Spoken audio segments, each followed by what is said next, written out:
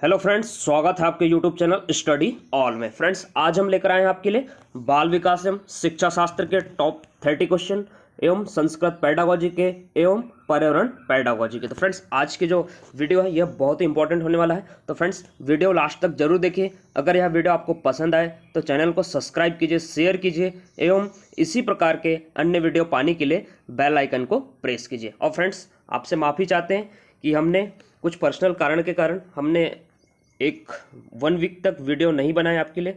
अब आज से आपका कंटिन्यू वीडियो आएंगे। तो फ्रेंड्स, आप वीडियो डेली देखिए। तो फ्रेंड्स, ज़्यादा देरी न करते हुए चालू करते हैं बाल विकास एवं शिक्षा शास्त्र के पहला क्वेश्चन। तो फ्रेंड्स, पहला क्वेश्चन है, सीखना से क्या तात्पर्य होता है। तो फ्रेंड्स, सीखने से क्या तात्पर्य होता है। पहला ऑप्शन है मनोवृत्ति में परिवर्तन से, व्यवहार में परिवर्तन से, व्यवहार में अपेक्षाकृत स्थायी परिवर्तन, अनुभूति में परिवर्तन से। तो फ्रेंड्स, सीखना से क्या तात्पर्य होता है। तो फ्रेंड्स, सीखने से क्या तात्पर्य होता है।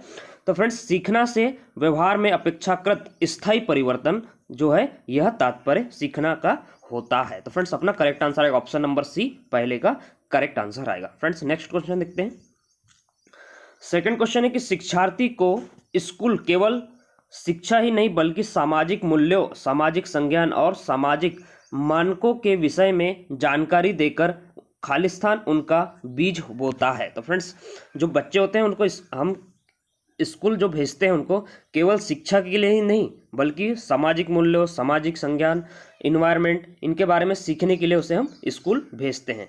तो फ्रेंड्स, विषय में जानकारी देकर खालिस्तान उनका बीज बोता है। तो काय का बीज बोता है स्कूल में जाकर, तो वह समाजीकरण का बीज बोता है। तो ऑप्शन नंबर बी अपना जो है वह करेक्ट आंसर आएगा।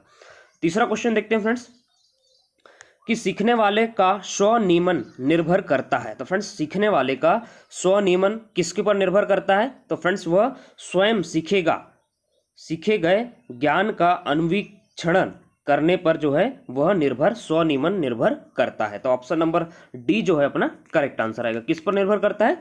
तो स्वयं सीखे गए ज्ञान का अन्वीक्षण करने पर जो है स्वनियमन निर्भर करता है। तो ऑप्शन नंबर डी अपना तीसरे का करेक्ट आंसर आएगा। नेक्स्ट क्वेश्चन देखेंगे हम। सीखने के अंतर्गत स्कैफोल्डिंग दर्शाता है। तो फ्रेंड्स, स्कैफोल्डिंग क्या दर्शाता है सीखने के अंतर्गत।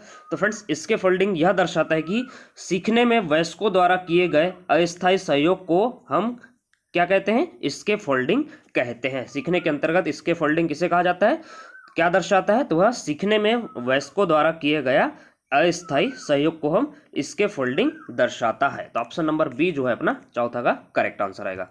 नेक्स्ट क्वेश्चन देखेंगे हम। बहुत इंपॉर्टेंट क्वेश्चन है कि समावेशी कक्षा की विशेषता नहीं है। तो फ्रेंड्स, मोस्ट इंपॉर्टेंट क्वेश्चन है, रिपीटेड क्वेश्चन है कि समावेशी कक्षा की विशेषता नहीं है। तो क्या विशेषता नहीं है समावेशी शिक्षा की, कि ज्ञान क्षमता वाले समग्र शिक्षार्थी। तो फ्रेंड्स, यह जो है यह समावेशी शिक्षा की विशेषता नहीं है, क्योंकि समावेशी शिक्षा का मतलब होता है कि सभी को समान अवसर उपलब्ध कराना।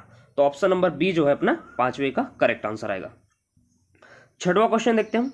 किसी परीक्षण की वह वैधता जिसके माध्यम से शिक्षार्थियों में सैद्धांतिक गुणों को मापा जाता है कहलाती है। तो फ्रेंड्स, सैद्धांतिक गुणों को किस शिक्षा में मापा जाता है। तो फ्रेंड्स, जो सैद्धांतिक गुण होते हैं उसे हम अभिसारी वैधता वाले शिक्षा में मापा जाता है, या उसे हम अभिसारी वैधता कहलाती है। किसी परीक्षण का वह वैधता जिसके माध्यम से शिक्षार्थियों में सैद्धांतिक गुण को मापा जाता है उसे हम क्या कहते हैं। तो उसे हम अभिसारी वैधता कहते हैं। तो ऑप्शन नंबर डी जो है अपना करेक्ट आंसर आएगा। सातवां क्वेश्चन है फ्रेंड्स कि जीन पियाजे द्वारा प्रतिपादित संज्ञानात्मक विकास सिद्धांत की किस अवस्था में बालक वस्तुओं को पहचानने का प्रयास करने लगता है। तो फ्रेंड्स, वह कौन सी अवस्था होती है जिसमें जो बालक होता है वह किसी भी वस्तु को पहचानने लगता है। तो फ्रेंड्स, वह जो अवस्था होती है उस अवस्था को हम संवेदी प्रेरिक अवस्था कहते हैं। तो ऑप्शन नंबर ए जो है अपना करेक्ट आंसर आएगा। सातवें का करेक्ट आंसर आएगा संवेदी प्रेरक अवस्था, जिसमें बालक जो है वस्तुओं को पहचानने का प्रयास करने लगता है। आठवां क्वेश्चन देखते हैं हम। जब बालक स्कूल जाने के लिए रोज की तरह स्कूल ड्रेस, जूता आदि पहनता है, किताबें लेता है, तब व्यवहारों के ये सभी संगठित क्रम कहलाते हैं। तो फ्रेंड्स, जब अपना जो बालक होता है उसको हम स्कूल भेजते हैं तो वह रोज की तरह स्कूल ड्रेस पहनेगा, जूते पहनेगा, किताब लेगा, बस्ता लेगा और उसके बाद वो स्कूल को जाता है। तो फ्रेंड्स ये सभी जो संगठित क्रम, इसे हम क्या कहते हैं? तो फ्रेंड्स इसे ही हम स्कीम, इसे क्या कहते हैं हम? इन सभी जो एक साथ जो व्यवहार में संगठित क्रम होते हैं उसे हम स्कीम कहते हैं। तो ऑप्शन नंबर सी जो है अपना करेक्ट आंसर आएगा। 9वां क्वेश्चन देखते हैं हम। निम्न में से वह कथन जो शिक्षार्थी में सृजनात्मक का पोषण करता है। तो फ्रेंड्स वह कौन सा कथन है जो शिक्षार्थी होते हैं उसमें सृजनात्मकता का पोषण करता है? तो फ्रेंड्स वह है ऑप्शन नंबर ए, प्रत्येक शिक्षार्थी की अंतर्जात प्रतिभाओं का पोषण करने एवं प्रश्न करने के अवसर उपलब्ध कराना। तो फ्रेंड्स यह जो है वह सृजनात्मकता का पोषण करता है। ऑप्शन नंबर ए जो कथन है वह शिक्षार्थियों में सृजनात्मकता का पोषण करता है। तो अपना करेक्ट आंसर आएगा option number A correct answer आएगा। 10वां क्वेश्चन देखते हैं। भाषा अच्छे गुणों से संपन्न तथा सफल मानी जाती है यदि, भाषा को किस प्रकार से हम संपन्न एवं सफल मानी जाती है? यदि इसमें विचारों और धारणाओं के संचार की गुंजाइश हो तो इसे हम भाषा को अच्छे गुण से संपन्न तथा सफल मानी जाती है। तो ऑप्शन नंबर ए जो है अपना करेक्ट आंसर आएगा। 11वां क्वेश्चन देखते हैं फ्रेंड्स, बहुत ही मोस्ट इंपोर्टेंट क्वेश्चन है कि एक शिक्षार्थी वस्तुओं को या तो बिल्कुल सही या बिल्कुल गलत के रूप में वर्गीकृत करता है, आप उसके चिंतन के किस वर्ग में रखेंगे? तो फ्रेंड्स कोई शिक्षार्थी है जो वस्तु को एक तो सही मान लेता है या फिर गलत मान लेता है, लगभग में नहीं मानता, तो फ्रेंड्स उसे हम चिंतन के किस वर्ग में रखेंगे? तो फ्रेंड्स उसे चिंतन के हम बहुआयामी चिंतन वर्ग में रखेंगे, क्योंकि वह सीधे ही गलत मान लेता है या सही मान लेता है, इसलिए हम उसे चिंतन के बहुआयामी चिंतन में रखेंगे। तो ऑप्शन नंबर जो है इसे हम चिंतन के नगण्य चिंतन में रखेंगे। तो फ्रेंड्स ऑप्शन नंबर ए जो है अपना 11 का वह करेक्ट आंसर आएगा। 11 का करेक्ट आंसर आएगा नगण्य चिंतन। 12वां क्वेश्चन देखते हैं हम। एक परीक्षण में बहुत सारे लोग से केवल विषम संख्या के प्रश्नों के जवाब देने को कहा गया, बाद में उनसे केवल सम संख्या वाले प्रश्नों का जवाब देने को कहा गया। प्रत्येक व्यक्ति के दोनों अंकों की तुलना करके परीक्षणों की विश्वसनीयता का पता लगाया जा सकता है। तो फ्रेंड्स किस प्रकार से लगाया जा सकता है? तो वह किस प्रकार से लगाया जा सकता है? तो वह अर्ध विभाजित तरीके से जो है विश्वसनीयता परीक्षणों का पता लगाया जा सकता है। तो ऑप्शन नंबर ए जो है 12 का करेक्ट आंसर आएगा। 13वां क्वेश्चन देखते हैं हम कि शिक्षार्थी से पूछता है कि वह अपने माता पिता से झूठ बोलता है, तो शिक्षक द्वारा पूछा गया यह प्रश्न है। तो फ्रेंड्स शिक्षार्थी से पूछता है कि क्या वह अपने माता पिता से झूठ बोलता है, ऐसा शिक्षक पूछ रहा गया। शिक्षक पूछता है शिक्षार्थी से कि वह माता पिता से झूठ बोलता है, तो शिक्षक द्वारा पूछा गया यह प्रश्न है। तो फ्रेंड्स यह किस प्रकार का प्रश्न है? शिक्षक द्वारा पूछा गया, तो यह नियंत्रित प्रश्न है। यह पूछा गया शिक्षक का नियंत्रित प्रश्न है। तो ऑप्शन नंबर ए जो है अपना करेक्ट आंसर आएगा।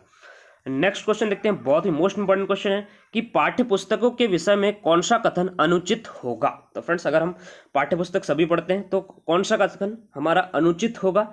तो फ्रेंड्स पाठ्य पुस्तक के मामले में कौन सा कथन अनुचित होगा? अपने पास 4 ऑप्शन दिए हुए हैं, तो अपना जो सी ऑप्शन है वह बिल्कुल ही अनुचित होगा कि पाठ्य पुस्तकों से प्राप्त ज्ञान पूर्ण रूप से व्यवहारिक होता है, अतः उसकी अत्यधिक उपयोगिता है। तो फ्रेंड्स यह जो है कथन, यह पाठ्य पुस्तक विषय में कथन जो है वह अनुचित होगा। तो ऑप्शन नंबर सी जो है अपना 14 का करेक्ट आंसर आएगा।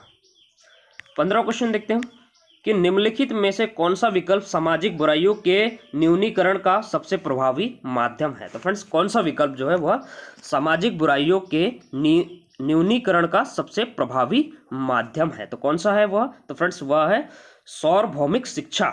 सार्वभौमिक शिक्षा जो होती है वह सामाजिक बुराइयों के न्यूनीकरण का सबसे प्रभावी माध्यम होती है। तो ऑप्शन नंबर सी जो है अपना 15 का करेक्ट आंसर आएगा।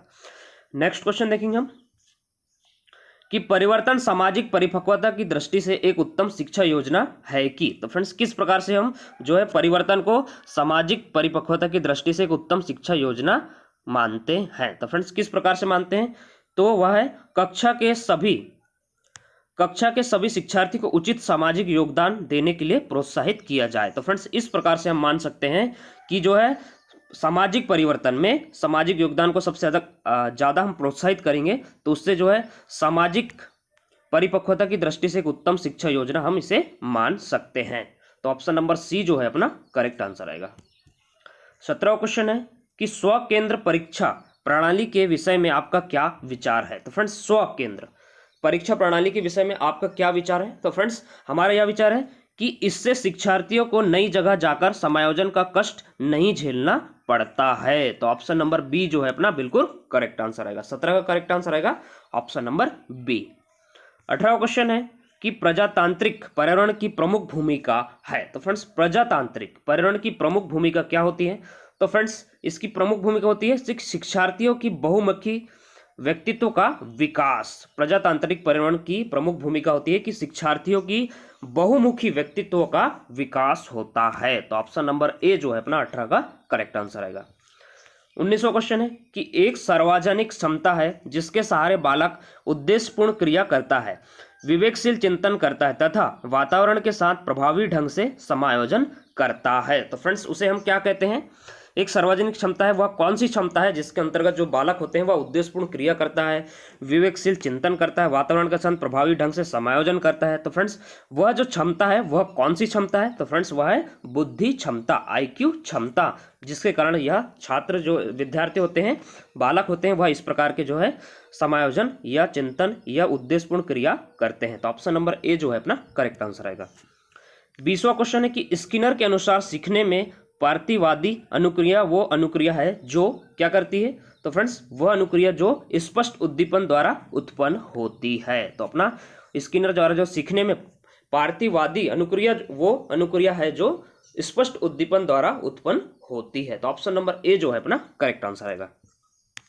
21 क्वेश्चन है फ्रेंड्स, मोस्ट इंपॉर्टेंट क्वेश्चन है कि शिक्षक के मानसिक स्वास्थ्य का अध्ययन करना आवश्यक है। तो फ्रेंड्स अपन को शिक्षक के भी मानसिक स्वास्थ्य का अध्ययन करना आवश्यक है। क्यों आवश्यक है? क्योंकि छात्र शैक्षिक विकास पर शिक्षक की मानसिक स्वास्थ्य का प्रभाव पड़ता है। तो फ्रेंड्स अपन को शिक्षक के मानसिक स्वास्थ्य का भी अध्ययन करना आवश्यक है। तो ऑप्शन नंबर सी जो है अपना करेक्ट आंसर आएगा।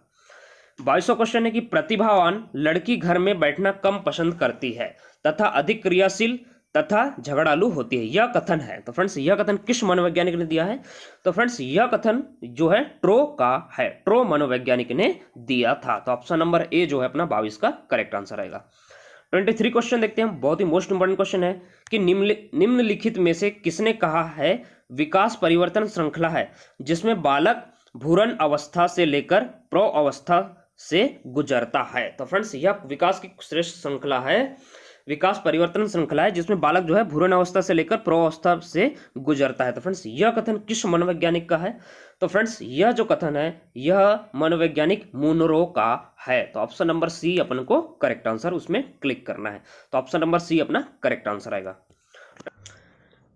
फ्रेंड्स हमारा 24 क्वेश्चन है, बहुत ही इंपॉर्टेंट क्वेश्चन है कि बोल रहा है क्वेश्चन कि समावेशी शिक्षा प्रक्रिया में अनुकूलन किया जाता है। तो फ्रेंड्स समावेशी शिक्षा में प्रक्रिया में अनुकूलन किस चीज से किया जाता है? तो फ्रेंड्स इसका जो करेक्ट आंसर आ रहा है वह इन सभी शिक्षण हेतु जो है समावेशी शिक्षा प्रक्रिया में अनुकूलन किया जाता है। तो ऑप्शन नंबर डी जो है अपना करेक्ट आंसर आएगा। पहला ऑप्शन है बाधित और अक्षम बालकों के शिक्षण हेतु जो है समावेशी प्रक्रिया में अनुकूलन किया जाता है। सेकंड है सामान्य बुद्धि लब्धि के बालकों के शिक्षण हेतु भी समावेशी प्रक्रिया में किया जाता है।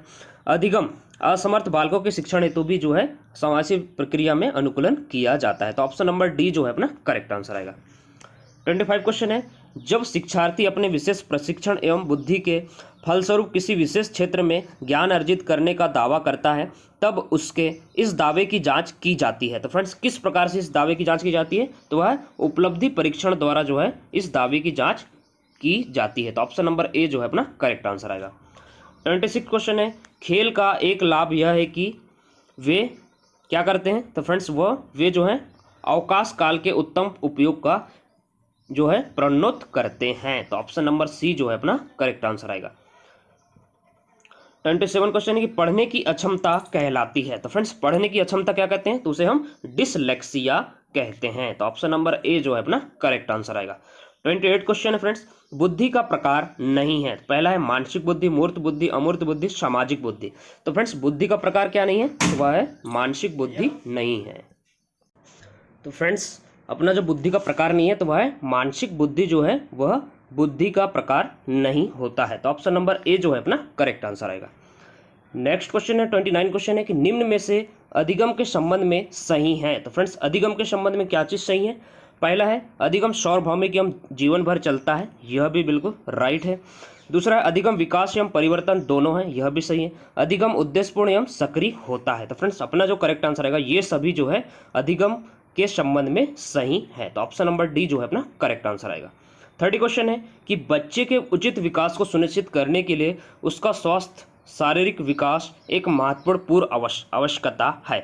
यह कथन है सही है कि गलत है? तो फ्रेंड्स यह जो कथन है यह कथन सही है, क्योंकि शारीरिक विकास के अन्य पक्षों के साथ अंतः संबंधित है। तो ऑप्शन नंबर डी जो है अपना करेक्ट आंसर आएगा। तो फ्रेंड्स ये थे हमारे बाल विकास एवं शिक्षा शास्त्र के टॉप 30 क्वेश्चन। तो फ्रेंड्स अब हम देखेंगे संस्कृत एवं पर्यावरण पेडागोजी के क्वेश्चन।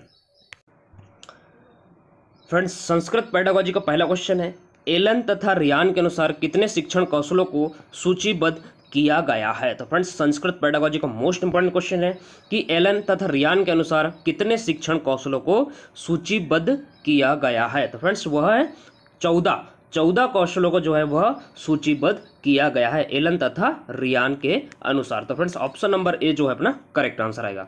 सेकंड क्वेश्चन है कि शिक्षाविद बोर्ग के अनुसार शिक्षण कौशल हैं। तो फ्रेंड्स शिक्षाविद बोर्ग जो मनोवैज्ञानिक थे उनके अनुसार जो है वह शिक्षण कौशल कितने प्रकार के हैं? तो फ्रेंड्स वह शिक्षण कौशल जो है वह 18 प्रकार के माने गए हैं। तो ऑप्शन नंबर ए जो है अपना करेक्ट आंसर आएगा। तीसरा क्वेश्चन देखते हैं हम, गद्य पद की व्युत्पत्ति संस्कृत की धातु से हुई है। तो फ्रेंड्स किस धातु से हुई है?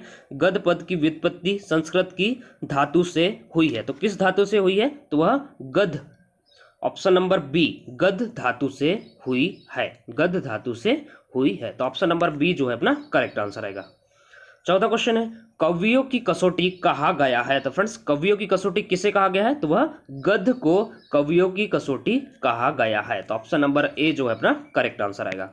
पांचवा क्वेश्चन देखते हैं हम, कदम्बारी संस्कृत की किस विधा का ग्रंथ है? तो फ्रेंड्स संस्कृत की किस विधा का ग्रंथ है कदम्बारी? तो फ्रेंड्स संस्कृत की वह गद्य विधा का ग्रंथ है। तो ऑप्शन नंबर बी जो है अपना पांचवा का करेक्ट आंसर आएगा। छठवां क्वेश्चन देखते हैं हम, संस्कृत गद्य के कवि नहीं है। तो फ्रेंड्स संस्कृत गद्य के कवि कौन नहीं है? तो फ्रेंड्स संस्कृत गद्य के कवि कालिदास जो है वह नहीं है। तो ऑप्शन नंबर जो है बी अपना करेक्ट आंसर आएगा। संस्कृत गद्य के कवि कालिदास नहीं है। दंडी, सुबंध, बाण यह है। तो ऑप्शन नंबर बी जो है अपना करेक्ट आंसर आएगा। सातवां क्वेश्चन है कि 10 कुमार चरित्रम ग्रंथ लिखा हुआ है। तो फ्रेंड्स किसके द्वारा लिखा गया था? 10 कुमार चरित्रम ग्रंथ जो है वह किसके द्वारा लिखा गया था? तो वह दंडी का ग्रंथ है। तो ऑप्शन नंबर बी जो है अपना करेक्ट आंसर आएगा। आठवां क्वेश्चन है कि अभिनव कादंबरी के रचनाकार हैं। तो फ्रेंड्स अभिनव कादंबरी के रचनाकार कौन है? तो फ्रेंड्स वह है अहोबिल नरसिंह जो है अभिनव कादंबरी का रचनाकार है। तो ऑप्शन नंबर सी 8वें का करेक्ट आंसर आएगा। 9वां क्वेश्चन है कि आधुनिक संस्कृत महिला गद्यकारों में प्रसिद्ध है। तो फ्रेंड्स आधुनिक संस्कृत महिला गद्यकारों में प्रसिद्ध है। तो फ्रेंड्स किस प्रकार प्रसिद्ध है? तो वह पंडित छमाराव जो है वह आधुनिक संस्कृत महिला कला गद्यकारों में कौन प्रसिद्ध है? कौन सा कवि प्रसिद्ध है? तो वह पंडित छमाराव जो है वह प्रसिद्ध है। तो ऑप्शन नंबर ए जो है अपना करेक्ट आंसर आएगा। 10वां क्वेश्चन है गद्य शैली की विशेषता है। तो फ्रेंड्स गद्य शैली की विशेषता क्या होती है? तो फ्रेंड्स गद्य शैली की विशेषता है समास बहुलता जो है गद्य शैली की विशेषता है। तो ऑप्शन नंबर ए जो है अपना करेक्ट आंसर आएगा।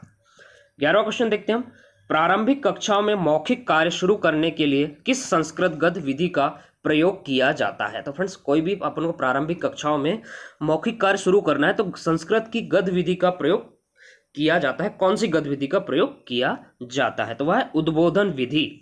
संस्कृत की उद्बोधन विधि का प्रयोग जो है वह किया जाता है। तो ऑप्शन नंबर डी जो है अपना करेक्ट आंसर आएगा। 12वां क्वेश्चन देखते हैं, प्रत्यक्ष विधि को कहते हैं। तो फ्रेंड्स प्रत्यक्ष विधि को क्या कहते हैं? तो उसे निर्वाद विधि कहते हैं। तो ऑप्शन नंबर ए जो है अपना करेक्ट आंसर आएगा। 13वां क्वेश्चन देखते हैं, व्याकरण भाषा का होता है। तो फ्रेंड्स व्याकरण भाषा का क्या होता है? तो फ्रेंड्स व्याकरण जो होता है भाषा का एक प्रकार का शासक होता है, क्योंकि व्याकरण के बिना भाषा अपन नहीं सीख सकते हैं। तो ऑप्शन नंबर सी जो है अपना करेक्ट आंसर आएगा। 14वां क्वेश्चन है कि प्रारंभिक स्तर पर संस्कृत व्याकरण की सर्वोत्तम प्रणाली है। तो फ्रेंड्स प्रारंभिक स्तर पर पूछ रहा है कि संस्कृत व्याकरण की सर्वोत्तम प्रणाली है, तो वह है अवयकृति प्रणाली जो है वह सर्वोत्तम प्रणाली के अंतर्गत आती है। तो ऑप्शन नंबर डी अपना करेक्ट आंसर आएगा। 15वां क्वेश्चन है कि माध्यमिक स्तर पर संस्कृत व्याकरण की प्रणाली है। तो फ्रेंड्स माध्यमिक स्तर मतलब 6वीं से 8वीं के जो बच्चे होते हैं माध्यमिक स्तर पर संस्कृत व्याकरण की प्रणाली है। तो कैसा है, आगमन निगमन प्रणाली जो है माध्यमिक स्तर पर संस्कृत व्याकरण की प्रणाली है। तो ऑप्शन नंबर सी जो है अपना करेक्ट आंसर आएगा। तो फ्रेंड्स ये थे हमारे संस्कृत पेडागोजी के क्वेश्चन। फ्रेंड्स अब हम देखेंगे पर्यावरण पेडागोजी के क्वेश्चन। तो पहला क्वेश्चन है कि प्राथमिक कक्षाओं में पर्यावरण अध्ययन पढ़ाने के लिए निम्नलिखित में से कौन सा उद्देश्य संबंधित नहीं है। तो फ्रेंड्स अगर उनको प्राथमिक स्तर पर पर्यावरण पढ़ाना है बच्चों को तो अपन का कौन सा उद्देश्य जो है वह संबंधित नहीं है। तो वह है ऑप्शन नंबर 1 कि विज्ञान के आधारभूत प्रत्ययों तथा सिद्धांतों को रटकर याद कर लेना जो है प्राथमिक स्तर के कक्षाओं के लिए यह उद्देश्य संबंधित नहीं है। तो ऑप्शन नंबर ए जो है अपना करेक्ट आंसर आएगा। सेकंड क्वेश्चन देखते हैं हम कि पर्यावरण अध्ययन को अंतः विश्व प्रकृति पर्यावरणीय मुद्दों को खालिस्तान द्वारा संबंधित करती है। तो फ्रेंड्स किस प्रकार से संबंधित करती है, तो वह विज्ञान, समाज विज्ञान और पर्यावरण शिक्षा की विषय द्वारा जो है प्रकृति पर्यावरणीय मुद्दों को जो है विज्ञान, समाज विज्ञान और पर्यावरण शिक्षा की विषय द्वारा संबोधित करती है। तो ऑप्शन नंबर डी जो है अपना दूसरे का करेक्ट आंसर आएगा। तीसरा क्वेश्चन देखते हैं हम कि पर्यावरण अध्ययन में विषय वस्तु आधारित उपगाम को अपनाने के समर्थन में निम्नलिखित में से कौन सा तर्क सबसे अधिक सख्त है। तो फ्रेंड्स कौन सा तर्क जो है वह उपगाम को अपनाने के समर्थन में सबसे अधिक जो है सख्त है। तो वह कौन सा कथन है, तो वह है ऑप्शन नंबर ए, यह पाठ योजनाओं को एक बंचा प्रदान करने वाला और शिक्षण को अधिक प्रभावी बनाने में मदद करता है। तो फ्रेंड्स यह जो कथन है वह आधारित उपगाम को अपनाने के समर्थन में यह जो कथन है वह सबसे अधिक सख्त है। तो ऑप्शन नंबर ए जो है अपना तीसरे का करेक्ट आंसर आएगा। चौथा क्वेश्चन देखते हैं हम पर्यावरण अध्ययन।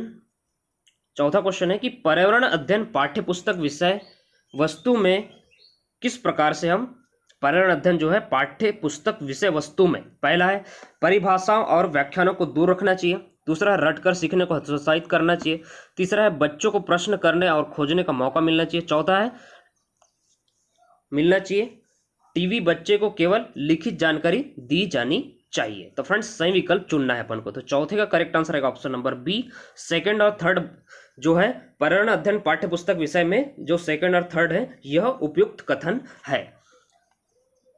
पहला रटकर सीखने को हतोत्साहित करना चाहिए और जो अपना थर्ड ऑप्शन है बच्चों को प्रश्न करने और खोजने का मौका मिलना चाहिए। तो फ्रेंड्स ऑप्शन नंबर सेकेंड और थर्ड जो है वह पर्यावरण अध्ययन पाठ्यपुस्तक विषय वस्तु में जो है ऑप्शन नंबर थर्ड हम सेकेंड और थर्ड जो है उपयुक्त कथन है। तो ऑप्शन नंबर बी जो है अपना करेक्ट आंसर आएगा। पांचवा क्वेश्चन है कि अपने पर्यावरण की स्वच्छता और शुद्धता का मूल्यांकन करना प्रमुख उद्देश्य है। तो फ्रेंड्स किसका प्रमुख उद्देश्य है अपने पर्यावरण की स्वच्छता और शुद्धता का मूल्यांकन करना, तो फ्रेंड्स वह भावनात्मक क्षेत्र का उद्देश्य है। तो ऑप्शन नंबर बी जो है अपना करेक्ट आंसर आएगा। छठवां क्वेश्चन है कि पर्यावरण अध्ययन की पाठ्य पुस्तकों में कविताओं और कहानियों को शामिल करने का निम्नलिखित में से कौन सा उद्देश्य नहीं है। तो फ्रेंड्स अगर अपन पर्यावरण की पाठ्य पुस्तक में कविताओं और कहानियों को शामिल करने का निम्नलिखित में से कौन सा उद्देश्य नहीं है, नहीं में देखना है अपन को, तो वह है शिक्षार्थियों को आनंद और मजा उपलब्ध कराना। यह जो है उद्देश्य कविताओं और कहानियों का जो है यह उद्देश्य नहीं होता है। तो ऑप्शन नंबर सी जो है अपना करेक्ट आंसर आएगा। सातवां क्वेश्चन है कि पर्यावरण अध्ययन की पाठ्य पुस्तक में पहेलियां शामिल करने का निम्नलिखित में से कौन सा उद्देश्य नहीं है। तो फ्रेंड्स कौन सा उद्देश्य नहीं होता पर्यावरण अध्ययन में पहेलियों को शामिल करने का उद्देश्य नहीं होता, तो वह है बच्चों के मस्तिष्क को भ्रमित करना और उन्हें इस भ्रम का आनंद उठाने देना। तो फ्रेंड्स यह उद्देश्य जो है वह पर्यावरण पाठ्य पुस्तक में पहेलियां शामिल करने का यह उद्देश्य नहीं होता है। तो ऑप्शन नंबर सी जो है अपना करेक्ट आंसर आएगा। आठवां क्वेश्चन है कि रोहन के विद्यालय में एक विज्ञान प्रदर्शनी का आयोजन किया गया था।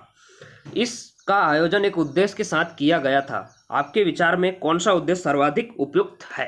तो फ्रेंड्स प्रदर्शनी का आयोजन किया गया है, तो सबसे उद्देश्य का सर्वाधिक उपयुक्त तरीका कौन सा हो सकता है, तो वह है शिक्षार्थियों के लिए सृजनात्मक माध्यम उपलब्ध कराना। प्रदर्शनी जो है वह शिक्षार्थियों के लिए सृजनात्मक माध्यम उपलब्ध कराना जो है सर्वाधिक उपयुक्त उद्देश्य माना जाता है। तो ऑप्शन नंबर डी जो है अपना करेक्ट आंसर आएगा।